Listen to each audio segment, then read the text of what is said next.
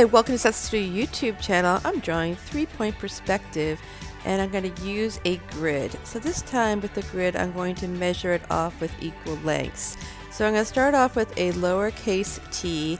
At the end of the horizon line on both sides I have VP1 and VP2, just like 2-point perspective. Then in my vertical line I'm going to measure off equal lengths using the ruler, and I'm going to go all the way down. At the bottom of my line is going to be VP3, vanishing point number 3.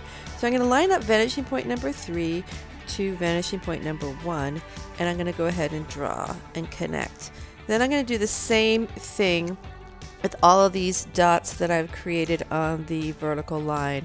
And if you notice, what I'm doing is I'm taking the pencil and I'm holding it down, lining it up with the ruler, sliding the ruler to the pencil, and then I can draw it to the vanishing point. Things will kind of move around a little bit and shift, but just go ahead and readjust and you'll end up with what looks like a fan. And so just take your time doing this. It's kind of cool looking, I think. And then do the other side.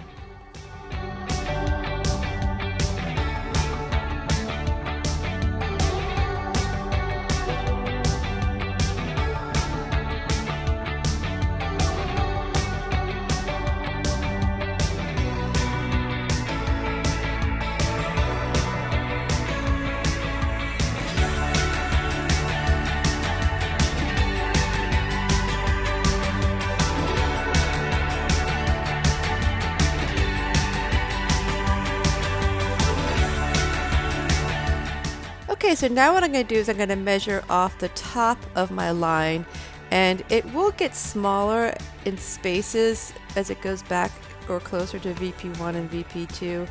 You can kind of guesstimate how much smaller the space you want it to be. And then you're going to line up that dot with VP3, your vanishing point number 3. So in 3-point perspective, you're not using a vertical line to end your buildings off. You're really going straight to the vanishing point number 3. So there's no more real choices. It's just following this rhythm of using the vanishing points to get all of your angles. And so, yeah, it looks really cool.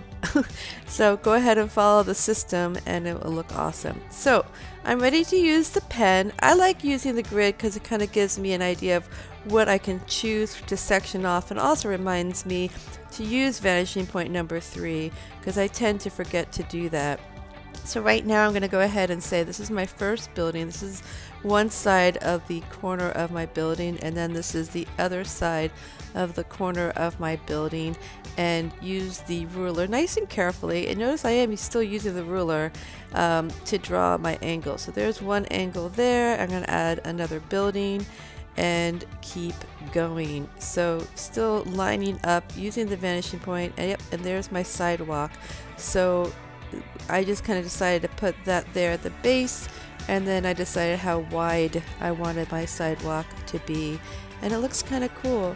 So continue to draw buildings and use the vanishing point and the ruler to get this nice. Now since this is below the horizon line, you're going to see the top, so I need to create that line. And notice I use a pencil first, and I created that by lining up with VP2, and the same thing is going to happen here. It's below the horizon line, so I use the pencil to line it up with VP1 and then also VP2. So that's how I did that. Wonderful. So just keep going, and yep, definitely erase your extra lines when you're ready to do that. Sometimes you might regret that. So yeah, keep watching this. I hope you enjoy 3-point perspective and make an awesome city. Take care.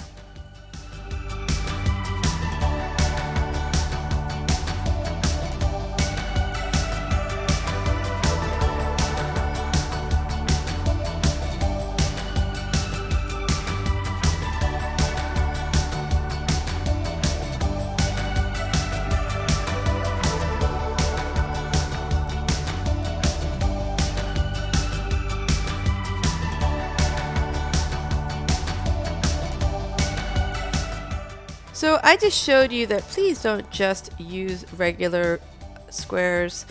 Keep using the vanishing point and get your angles. Use the pencil first to make sure you've got it correctly, and then use the pen on top of it. But yeah, that's a common mistake, that people flatten out their artwork by just giving up and stop using the vanishing point. But I know you can keep persevering and using the vanishing point to make it look cool. And also don't forget to use VP3 for your angle for the windows too.